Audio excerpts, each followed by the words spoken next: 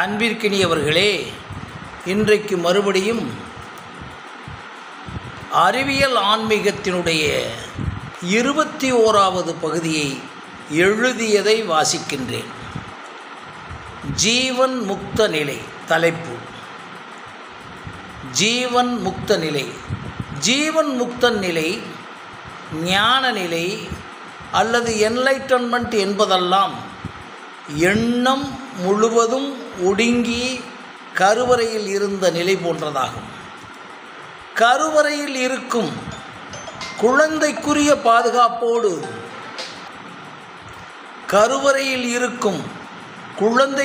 பாதுகாப்போடு மூளையானது எண்ணங்களினால் பாதிக்கப்படாத நிலையே அதுவாகும்.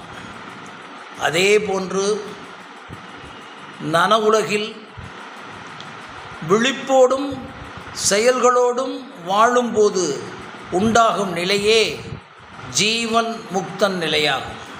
அதாவது நினைப்பும் மறப்பும் அற்ற நிலை, வேண்டுதல் வேண்டாமை இலா நிலை போன்றதாகும். இந்நிலையை எல்லா மனிதனும் உடனே அடைவதில்லை. எனவே ஏற்கனவே கருவறையில் இருந்த நிலையை மீண்டும் பெறும் தாகமே ஜீவன் முக்தன் நிலையை அடையும் முதல் நிலையாகும். நன்றாக சுவைத்த உணவை மறுபடியும் சுவைக்க தூண்டுவது போலவும், உடலுக்குரிய ஆரோக்கியமான உடற்பயிற்சி அமைதியை கொடுப்பது போலவும் அவற்றினை மறுபடியும் பெறலாம் என்ற உணர்வு ஏற்படும். அதை போன்றுதான் கருவறையில் இருந்த அந்த ஏகாந்த அமைதி நிலை, அதாவது மூளையின் ஆல்ஃபா டெல்டா தீட்டா அதிர்வலைகளோடு இருந்த நிலை. இன்னும் சொல்லப்போனால் அப்போதைக்கப்போது நம்முடைய முழுமையான ஈடுபாட்டால் உலகத்தையும் நேரத்தையும் மறந்து இருந்த நிலைகளில் உடலில் ஏற்பட்ட அந்த ஆனந்த அமைதி, அந்த அமைதியை திரும்ப பெற முயற்சிப்பதே ஜீவன் முக்த நிலையாகும். பறவைகளுக்கும் செடிகளுக்கும் இயற்கைகளுக்கும் மற்றும் மனிதனை தவிர உள்ள அனைத்து உயிரினங்களுக்கும் பஞ்சபூதங்களுக்கும் உள்ளே மனிதனை போன்ற எண்ணங்கள் இல்லை.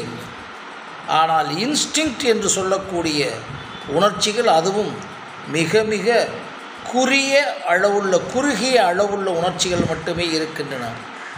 இயற்கைகளுக்கு சூரியன் சந்திரன் அந்த இன்ஸ்டிங் கூட அனாவசியமாக கிடையாது.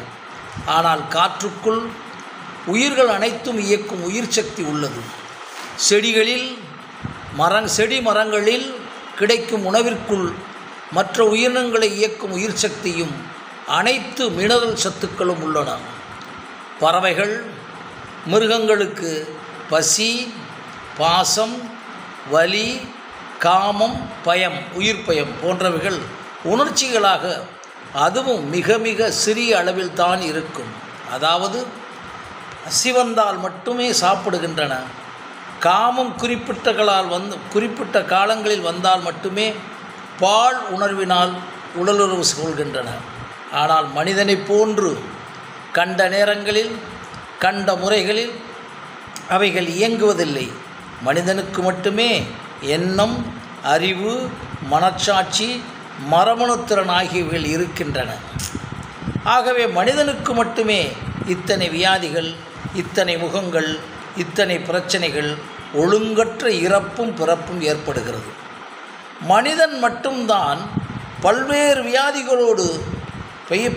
வியாதிகளோடும் ஊனங்களோடும் பிறக்கிறான், இறக்கிறான்.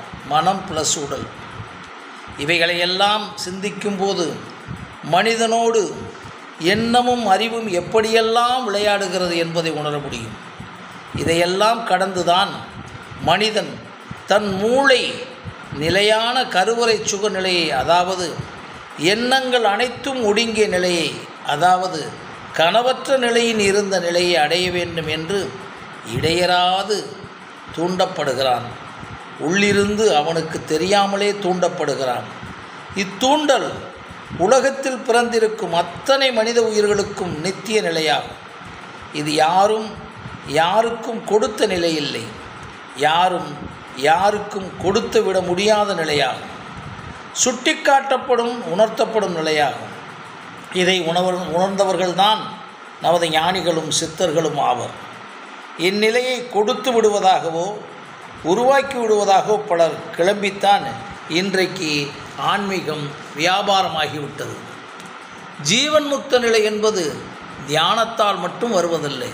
தியானமும் ஏதாவது ஒரு வகையில் உதவக்கூடியதாக அமையும். அது மட்டுமே உதவும் என்று முழு நம்பிக்கை வைக்கக்கூடாது.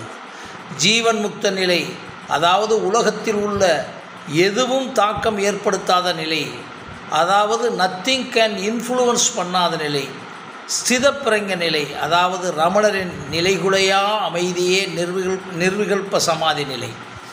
சும்மா இரு சொல்லற, அதாவது செத்தாரை போல் திரி சித்தன் போக்கு சிவன் போக்கு பிணம்போல் கிடப்பர் நிலை. உலகமே மாயை என்ற உலகமே மாயை என்றும் பொய் என்றும் உணர்வு தொடர்ந்து இடைவிடாமல் இருக்கின்ற நிலை. பறவை போல் எந்த நொடியில் வாழுகின்ற பீயின் பிரசன்ட் இந்நிலையை பல்வேறு பெயர்களால் அழைக்கப்படுகிறது. அந்த நிலையை அடைய மனிதன் தன்னுடைய அக புற செயல்கள் அனைத்தும் ஏதோ ஒன்றால் செய்விக்கப்படுகின்றன என்பதையும் தானும் செய்விக்கப்படுகிறேன் இயக்கப்படுகிறேன் என்பதை 100% உணர்ந்து இடைவிடாமல் தொடர்ந்து அனுபவித்து கொண்டே இருக்கும்போது மட்டுமே உணர முடியும். கனவு நிலையாக இருந்தாலும் சரி, ஆழ்ந்த உறக்க நிலையாக இருந்தாலும் சரி, எல்லாவற்றையும் மறந்து துரியாதீத நிலையாக நிர்விகல்ப சமாதி நிலையாக இருந்தாலும் சரி, எல்லாவற்றிலும் விழிப்புணர்வோடு இருக்கும் நிலையாகும்.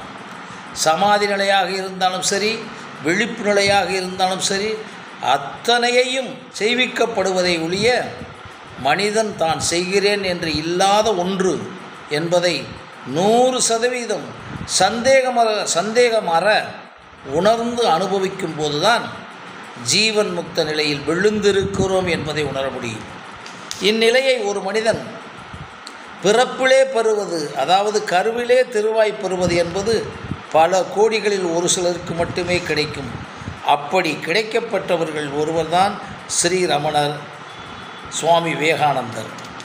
இதேபோன்று பல சித்தர்களும் இந்நிலை இதேபோன்று பல சித்தர்களுக்கும் இந்நிலை கிடைத்திருக்கிறது. ஆனால் வாழ்க்கையில் மிகப்பெரிய புகழிற்கும் பணத்திற்கும் பொறிகளின் சுகத்திற்கும்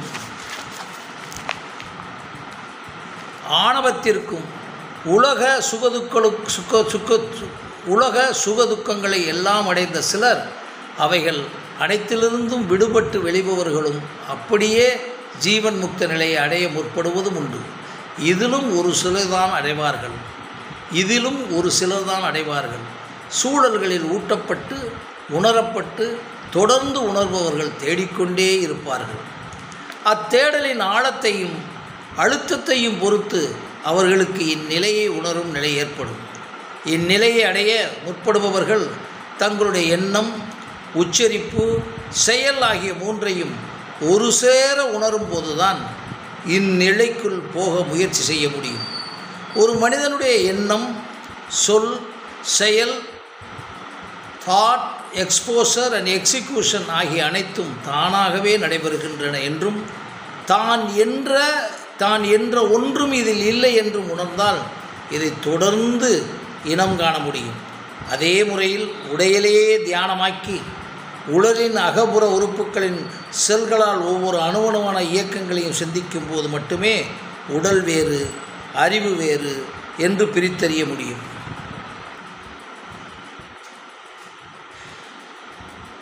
ஜீவன் முக்த நிலையின் அறிகுறிகள் நன்றாக திட்டம் போட்டு 100% கணனி செயலில் முற்பட்டாலும் அதன் மூலம் எதிர்பார்த்த அளவிற்கு மீறி லாபங்கள் கிடைத்தாலும் அதில் ஒட்டாத ஒரு நுண் உள்ளுணர்வு உருவாகி கொண்டே இருக்கும். எந்நேரம் மரண உணர்வு, மரண பயமல்ல, ஏற்பட்டு கொண்டே எல்லாம் ஒன்றுமில்லை என்ற உணர்வு உயர்ந்து கொண்டே போகும். இந்நிலையில் தன் உடலிலிருந்து இந்த பிரபஞ்சத்தில் இருக்கும் அனைத்திற்குள்ளும் மனம் சென்று அதனுள் இருக்கும் சூழ்ச்சி இயக்கங்களை உணர்தல். உதாரணமாக காற்றில் இருக்கும் ஹைட்ரஜன் ஆக்சிஜனை உணர்ந்து அவைகள் எப்படி உயிர்களின் சக்தியாக விளங்குகிறது என்பதை உணர்ந்து அனுபவித்து அவற்றின் மூலங்களின் ஆதிவேர்களின் தொடக்கங்களை உணர்ந்து அனுபவிப்பது. இப்படியே கற்பனைக்கும் அறிவிற்கும் விஞ்ஞானத்திற்கும் எளிதில் எட்டாத பல கோடி இரகசியங்களுக்குள் தானே தன்னுடைய மனம் சென்று அவற்றையெல்லாம் உணர்வு நிலை உருவாகுதல். பிரபஞ்சத்தில் காற்றோடும் பஞ்சபூதங்களோடும் இயற்கையோடும் கலந்துள்ள எண்ணங்களின் இணைப்பையும் பிணைப்பையும் அகப்புற தொடர்புகளையும் அத்தொடர்புகளின் மூலம் உலக இயக்கத்தையும் உணர்தல் அனுபவித்தல் நிலை ஏற்படும். எந்த நிகழ்விலும் அந்நொடி தவிர நிற்காத நிலை ஏற்படும். அந்நொடியிலும் தியானமாய் அனைத்தும் இயங்கும் நிலை ஏற்படும்.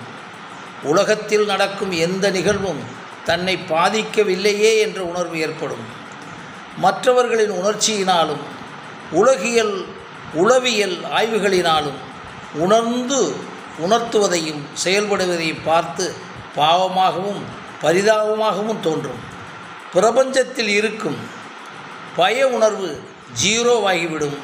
எதை பேச சிந்திக்க நினைப்புகள் வந்தாலும் அவைகள் அனைத்தையும் நெகேட் பண்ணும் உணர்வும் இவைகளையெல்லாம் பார்க்கவும் உணரவும் பண்ணுவது எது என்பதை உணர ஆரம்பித்துவிடும்.